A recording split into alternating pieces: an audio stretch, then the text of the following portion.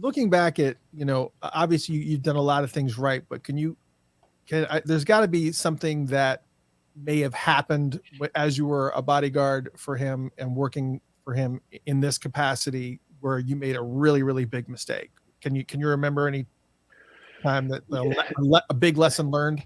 The one that stands out, and this really, it was the only saving grace what the story I'm about to tell was, I think he knew me well enough to know what had happened. But we were in Japan, and at the end of the tour, the promoter gave a gift, which was typical. And he gave Prince a gold Rolex watch. Wow. And Nice. I took the watch to Prince and said, the promoter gave you this watch, and he says, I don't want it. I was like, well, it's a gift. It's customary. He's like, I don't want it. He already paid me for the show. He doesn't need to give me a gift. And he just felt uncomfortable with it. So I took the watch and I gave it back to the promoter. I thanked him for it. It's not necessary to give a gift. And, here you go.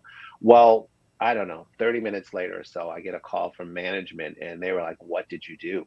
I was like, what are you talking about? So the promoter's in the lobby. He's, just distraught. He's crying and he doesn't understand what happened. There was somewhat of a language barrier there. And I said, well, he gave Prince a watch. He gave us all gifts, but he gave Prince a watch. I gave it back. Prince doesn't want it. And, it's like, you can't do that. It's offensive to the culture and whatnot. You have to accept it. And so in talking to management, they were just like, well, just get it and we'll get it back home and then we'll send it to them with a note of understanding that, it wasn't necessary. So I have the watch and but Prince doesn't know I have the watch because we're just going to send the watch back.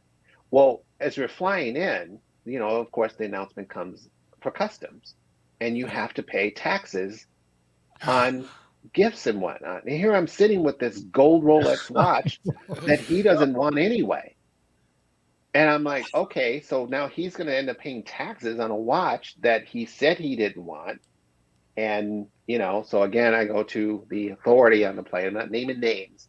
And they were just like, well, just have one of your guys wear the watch in, because we're going to send it back anyway. So don't claim it in customs.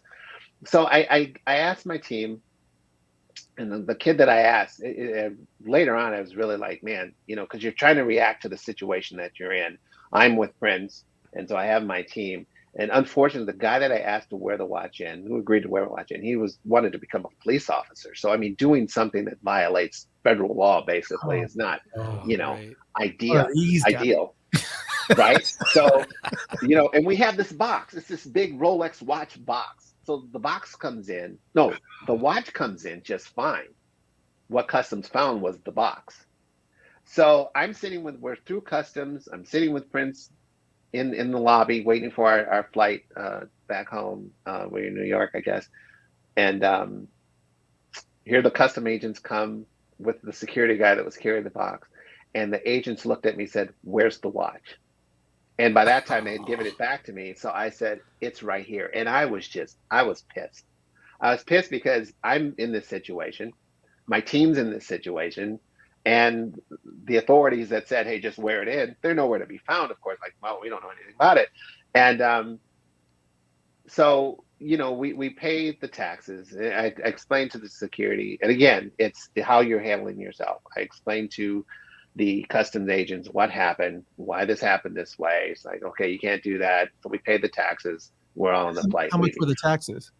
I don't know. It was $4,000 or $5,000, $6,000. Oh, It was a gold Rolex watch. it's gold Rolex, right? Yeah, gold Rolex. Oh, And my so when I get on the plane, because I'm the one that's stuck here, and when I get on the plane, Prince is looking at me, and he looks at me, and I think he asked me something like, "So what are we going to do with the watch?" And I was like, I said, "Don't talk to me about the watch." And then again, that was the relationship that we had. Because he knew. I was like, your people told me to carry this in, so I don't even want to talk about it. And he never brought it up again. And so the watch ended up with the accountant. And years later, when that accountant left the company, he called me and he asked me, hey, Gilbert, I still have this watch in the safe. What should I do with it? And I said, I don't care what you do with it. It's just keep it, give it away, whatever you're going to do with it. So I have no idea what happened to the Rolex watch. It's somewhere floating out there in the ethos, and I hope I never see it again. That's- Gosh.